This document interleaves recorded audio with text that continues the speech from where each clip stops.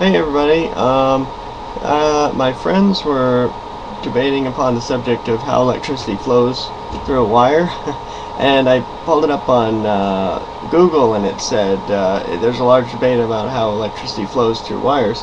So I was looking in my book, Atomic Suicide, on the subject, and I remember reading something, number one, so I was looking for it, and this is what I found.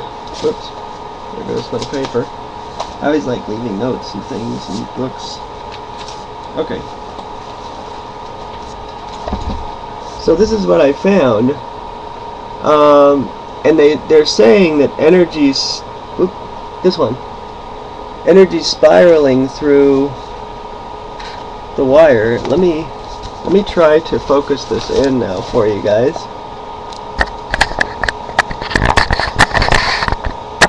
There we go. And you can see it. It says magnified thought rings moving around mind source. That's A. B is a sliced section of an electric current illustrating motion around its source of energy from which it was extended. So that sounds like the source of electricity is in the center, the still center. The still magnetic light is flowing through the wire, essentially. Well, it is the center of the wire, and an electric current sent through a solid cable of this dimension would be a series of rings, like A and B. It would be a very weak current, for there would be a very large hole of non-motion within it. So that's something to think about. Slow, faster, faster, faster. So the larger the wire, the slower the flow of energy. The expression of energy is around the surface of the wire. See, I knew it flew around the surface, so it seems to be looking like the electricity is flowing around the surface of the wire more than anything else,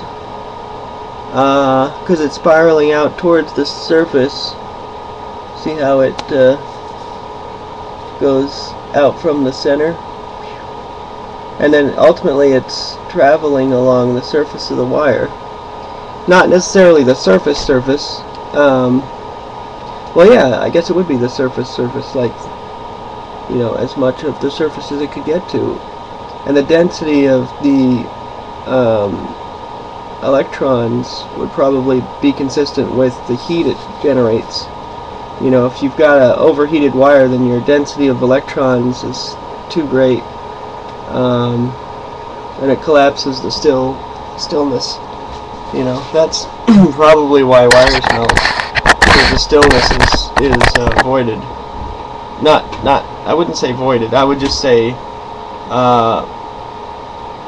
things are changing. I mean, the stillness is never voided. Even liquid, solid, you always have the still magnetic light, but it just gets changed, I guess, dispersed, if it becomes a liquid from a solid. Yeah. Because the still magnetic light centers all bodies of mass. That's how these people like Ed Lutzkalen were able to levitate things. Is they found this center of the body of mass, the exact center. And how they found that, I don't know. They probably used some sort of devices to find it, you know, electrically, and then they were able to levitate these things, you know. I theorize with the moon or something like that, but yeah, anti-gravity is possible too. There, you know, the moon controls the tides, and they're non-magnetic. You know, there's a lot of good questions there how that all happens, but yeah, I just wanted to show you this. So electricity does travel around a wire, not through a wire, because people were saying, no, electricity travels right through a wire, through the center. But how can electricity travel through the center of a wire, people, when there's no motion in the center? There's the most motion at the outer area of the wire. You know, the outside of the wire. I should do this because I do this is confusing. But yeah, it's around the wire the electricity flows, not through the wire. All right, get it right, people. That's my lecture of Walter Russell's atomic suicide for today, I guess.